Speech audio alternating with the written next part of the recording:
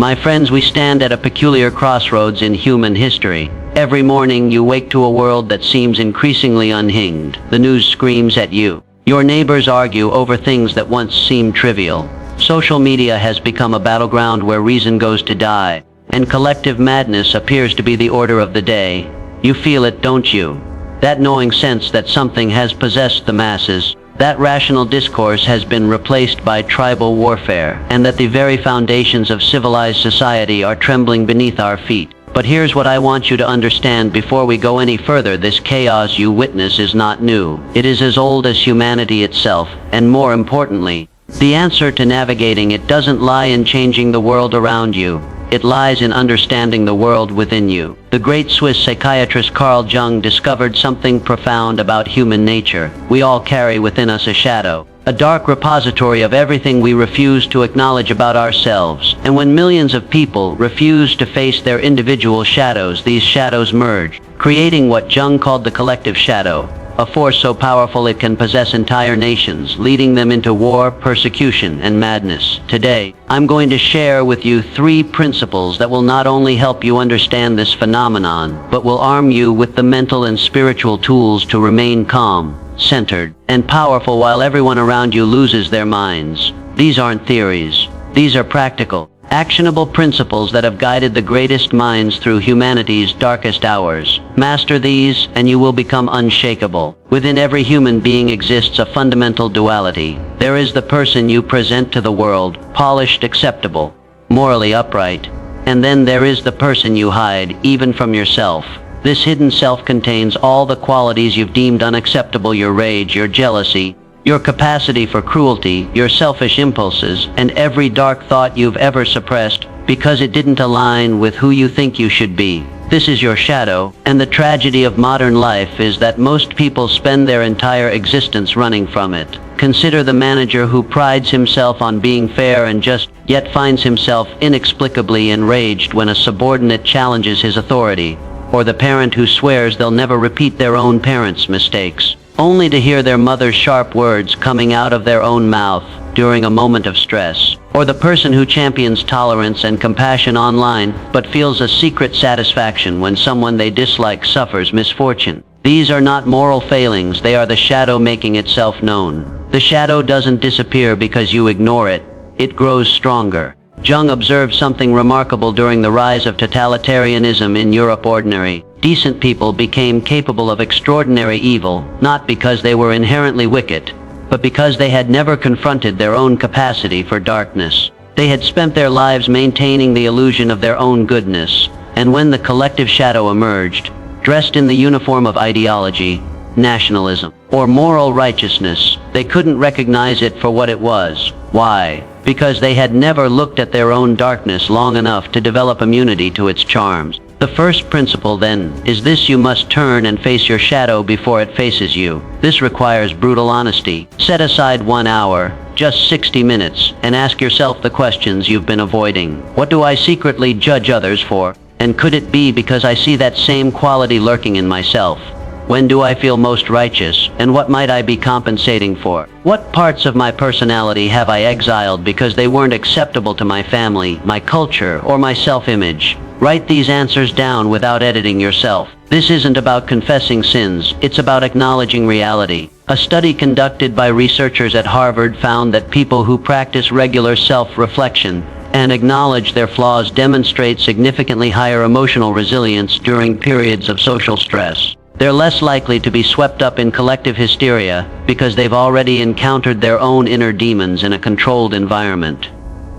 When you know your own darkness, you can spot it immediately when it masquerades as a political movement, a social cause, or a righteous crusade. You become immune to manipulation because you've already done the inner work that most people spend their lives avoiding. This is not weakness, this is the ultimate form of power. Now that you understand the shadow exists, you must grasp how it operates on a collective scale. Individual shadows don't remain isolated. They merge like droplets of water forming an ocean, creating a collective shadow that can possess entire populations. History provides us with undeniable proof of this phenomenon. In 1930s Germany, millions of educated, cultured people People who loved their children, went to church, and considered themselves moral, participated in or enabled one of history's greatest atrocities. How? The collective shadow had emerged, and it wore the mask of national pride, economic prosperity, and moral certainty. But you don't need to look to history's extremes to see this force at work. It's operating right now in your community, in your social media feeds, in the political discourse that has turned former friends into bitter enemies. Watch what happens when someone expresses an opinion that goes against the prevailing narrative of their group. The response isn't measured disagreement. It's rage, ostracism, and demands for punishment. This isn't rational discourse, it's the collective shadow demanding conformity. The group projects all its unacknowledged darkness onto the dissenter, who becomes a scapegoat for everything the group refuses to acknowledge about itself. The second principle is this: you must learn to identify collective shadow projections and refuse to participate in them. This requires you to develop what I call psychological immunity. When you see a mob forming, whether online or in person, pause. Ask yourself, what is this group refusing to acknowledge about itself? What darkness are they projecting onto their chosen enemy? You'll notice a pattern. The qualities they most viciously attack in others are often the very qualities they harbor but cannot admit. During the 2008 financial crisis, we witnessed this phenomenon on a global scale. The public rage toward bankers and financial executives was certainly justified in many ways, but it also allowed millions of people to avoid examining their own greed, their own desire for easy wealth, their own participation in a system built on unsustainable consumption and debt. The bankers became scapegoats for a collective shadow, our shared addiction to materialism and instant gratification. Those who recognized this dynamic didn't defend the bankers' actions, but they also didn't participate in the self-righteous hysteria. They used the crisis as an opportunity for deep self-examination and personal transformation. Here's your practical application. The next time you encounter a social or political issue that triggers strong emotions, stop before you react. Ask yourself 3 questions. First, what am I absolutely certain about, and how can I be so certain? Second, what would it mean about me if the opposite were true? Third, what am I getting out of maintaining this position? These questions break the spell of collective possession. You'll find that many of your strongest convictions are actually defenses against uncomfortable self-truths. This awareness doesn't make you wishy-washy or unprincipled. It makes you genuinely strong, because your positions are now based on clear thinking rather than shadow projection. Research in cognitive psychology demonstrates that people who regularly question their own certainties demonstrate superior decision-making abilities and are significantly less susceptible to propaganda and manipulation. You become a lighthouse in the storm, steady while everything around you churns with chaos. Understanding the shadow is crucial, but understanding alone is not enough. The third and most vital principle is this: you must actively cultivate the calm center within yourself that cannot be shaken by external chaos. This is not about positive thinking or pretending everything is fine. This is about developing genuine, unshakable inner stability through deliberate practice. The ancient Stoics called this state equanimity. Jung called it integration. Whatever name you give it, it represents the supreme achievement of human consciousness, the ability to remain fully aware of chaos without being consumed by it. Think of a master sailor navigating a violent storm. The amateur sailor fights the waves, exhausting himself trying to control forces far beyond his power. The master sailor, however, accepts the reality of the storm while maintaining absolute control over the only thing he can control: his vessel and his response to changing conditions. He stays calm not because he's unaware of the danger, but because he's completely focused on what he can influence. This is the state you must cultivate in the face of collective chaos. I know what you're thinking, but how do I cultivate this inner calm when the world is genuinely going mad? The answer lies in daily practice, not occasional inspiration. Every single day, regardless of circumstances, you must create a ritual that anchors you to your inner center. For some, this is meditation. For others, it's journaling, prayer, or time in nature. The specific method matters less than the consistency and intentionality of the practice. You are training your nervous system to return to baseline calm, the same way an athlete trains their muscles to perform under pressure. Consider Viktor Frankl, the psychiatrist who survived Nazi concentration camps.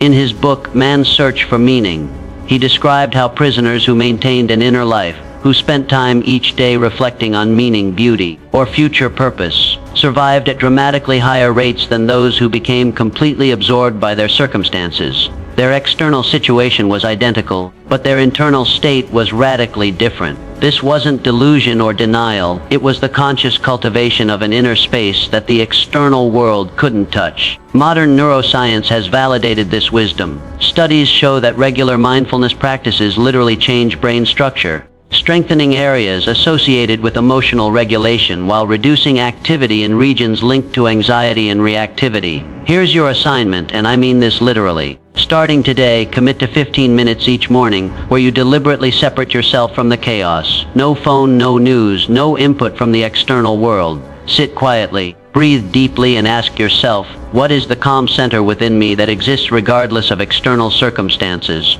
Don't try to generate a feeling or manufacture calm. Simply observe. Notice that beneath all your thoughts about the chaos, beneath all your reactions and emotions, there exists a space of pure awareness that is always calm, always stable, always present. This isn't mysticism, it's direct experience of your own consciousness. As you practice this daily, something remarkable happens. The chaos doesn't disappear, but your relationship to it transforms completely. You begin to see collective shadow dynamics unfolding around you with crystal clarity, yet they no longer hook you emotionally. You can participate in the world, take action, express your values, engage with others, but you're no longer possessed by the collective madness. You become what the world desperately needs: a calm, clear-headed individual who can think independently, act courageously, and inspire others through your example rather than your anxiety. My friends, the path I've laid before you today is not easy, but it is simple.